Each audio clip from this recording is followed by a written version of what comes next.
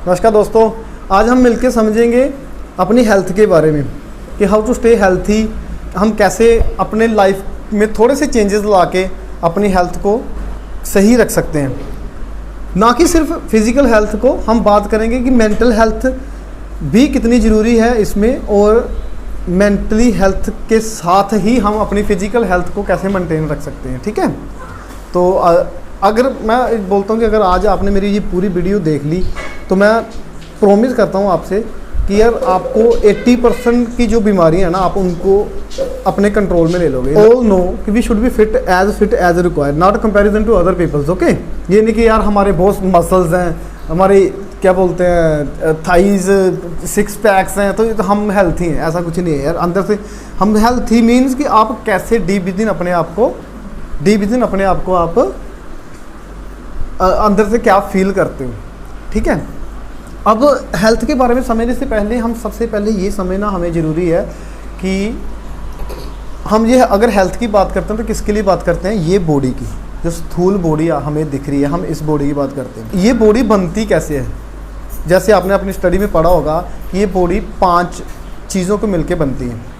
Number one पानी, number 2 air, number 3 अग्नि, number 4 मिट्टी, नंबर 5 आकाश। ठीक है, ये 5 चीज़ों को मिल के ये बनती है हमारी बॉडी। अभी इसमें क्या 72% जो है पानी है। ठीक है, 13% इसमें जो धरती है, तो एंड 6% इसमें अग्नि है, और 6% जहाँ 5 एंड 6% के आसपास एयर है, एयर। ओके, एंड जो बाकी बचा 3-4% वो आकाश का इतना महत्व नहीं है हमारी बॉडी में, लेकिन जो पानी, अग्नि, धरती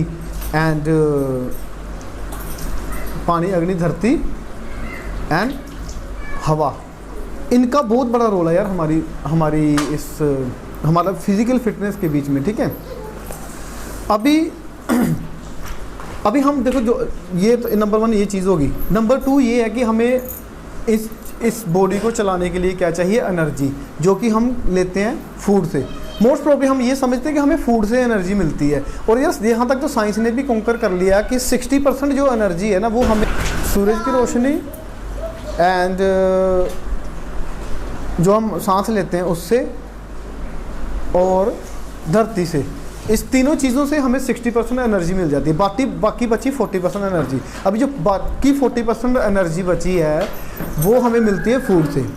ठीक है, तो मैंने बड़ा अच्छा पढ़ा था कहीं पे, वो बोलते हैं कि हमें खाना ऐसे खाना चाहिए जैसे हम मेडिसिन खाते हैं, नहीं तो हमें मेडिसिन ऐसे खानी पड़ेगी जैसे हम खाना खाते हैं। ठीक है, तो अभी इसका मतलब ये भी नहीं कि हम अभी एक टैबलेट खाते हैं तो एक ही इतनी सी पिद्दी सी चपाती खा लो तो बस आपका हो गया काम, वो नहीं है।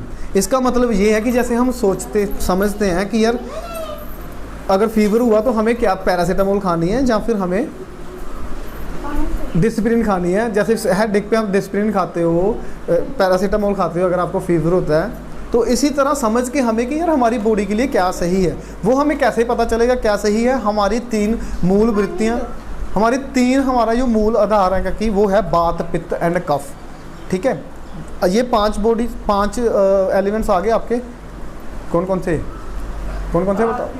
हाँ, पानी, हवा, अग्नि, धरती एंड आकाश। ठीक है, आकाश को छोड़ दो, 4 पे बात करते हैं। ठीक है, ये पांचों को जो है वो करने के लिए, जो ये बात, पित्त एंड कफ है, इसको ये क्या करते हैं, अलाइन करते हैं ये सारी चीज़ें कि आपकी बॉडी में इसका जो, जैसे मैंने बताया परसेंटेज की 72% पानी है, 13% इसमें धरती का रोल है, 6% एयर है, 6% इसमें अग्नि है, और बाकी आकाश है। ठीक है, इसको रेलिवेंट रखने में जो हमारे को मदद करता है वो है हमारी जो मूल सिद्धांत है जो हमारी बॉडी का, बात, पित्त और कफ, वो उसको रेलिवेंट रखती है।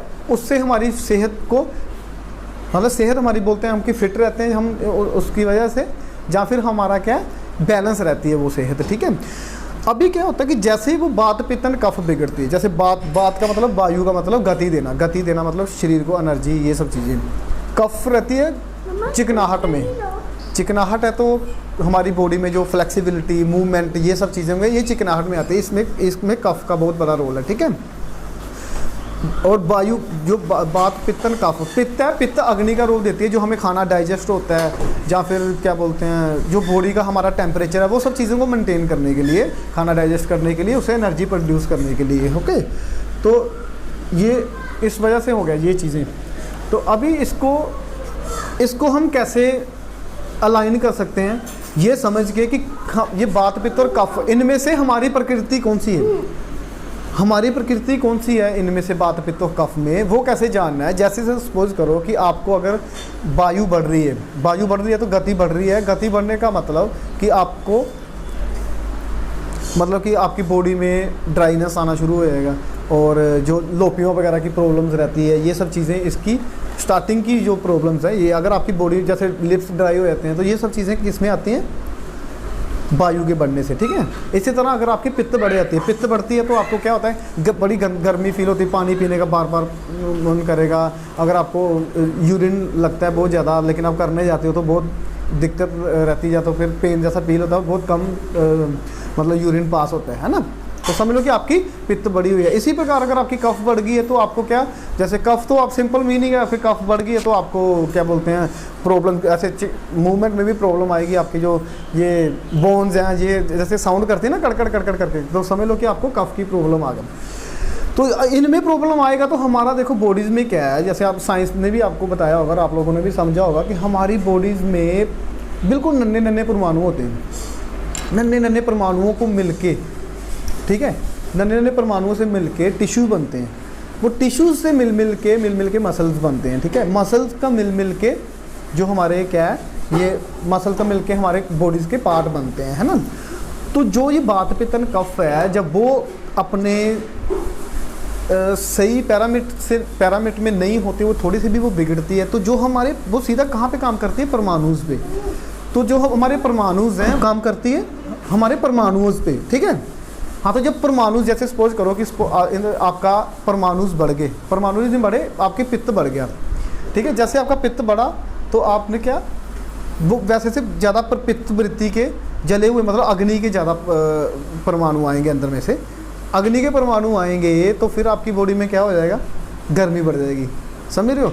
तो फिर क्या, अगर अग्नि के परमाणु ज़्यादा आए तो उसमें बाकी परमाणु कम हो जाएंगे। कौन से, धरती, पानी और वायु, ये तीन को कम हो जाएंगे, और जो अग्नि वाले वो ज़्यादा हो जाएंगे। इन द सेम वे ऐसे ही अगर आपकी कफ बढ़ती है तो फिर वो बाकी ये जो तीन बचे हैं, हाँ, बाकी कम हो जाएंगे। तो उससे फिर हमें क्या होता है, ये जो इनबैलेंस हो जाता है हमारी बॉडी में, फिर वो क्या होता है, सूक्ष्म लेवल पे आपको डिजीज़ लग गया, अंडरस्टूड। फिर वहाँ पे वो फिजिकल लेवल पे आती है। फिर जो भी हमें जैसे बुखार होता है, अगर हमारी बॉडी में इन्फेक्शन ज़्यादा फैल गया तो वो क्या हमारे अंदर परमाणु हो गया। तो परमाणु जो हमारी बॉडी एंटी बॉडीज़ बोलते हैं, या जिसको बोलते हैं कि हमारी इम्यूनिटी पावर है, वो फोर्स करती है इस चीज़ को बैलेंस में लेके आने के लिए। तो जब ये चीज़ को बैलेंस में लेके आने के लिए कोशिश करती है, तो फिर क्या होता है कि क्या बोलते हैं, उसको जोर लगाना पड़ता है। जब जोर लगाना पड़ता है तो फिर हमारी बॉडी में हीट जैसा फील होता है, क्योंकि उसको जो सीधा, तभी आपने देखा होगा कि टैबलेट थोड़ा टाइम लेती है किसी भी डिजीज़ पे काम करने के लिए, लेकिन अगर आप इंजेक्शन देते हो तो वो इमीडिएटली इफेक्ट देती है, और वो बड़ी जल्दी से आपकी प्रॉब्लम ठीक भी करती है। ठीक तो नहीं मैं बोल सकता, लेकिन उसको सप्रेस कर देती है वो चीज़, ठीक है। तो अगर हमें फिजिकल फिट रहना है तो हमें क्या, ये छोटी छोटी बेसिक चीज़ें हैं जो समझनी है हमारी लाइफ की। हमें यार डॉक्टर के पास नहीं जाना, हमें खुद अपनी बॉडी का डॉक्टर बनना है, ठीक है। तभी हम लाइफ में भी आगे बढ़ पाएंगे और सेहत भी हमारी फिट रहेगी, ठीक है।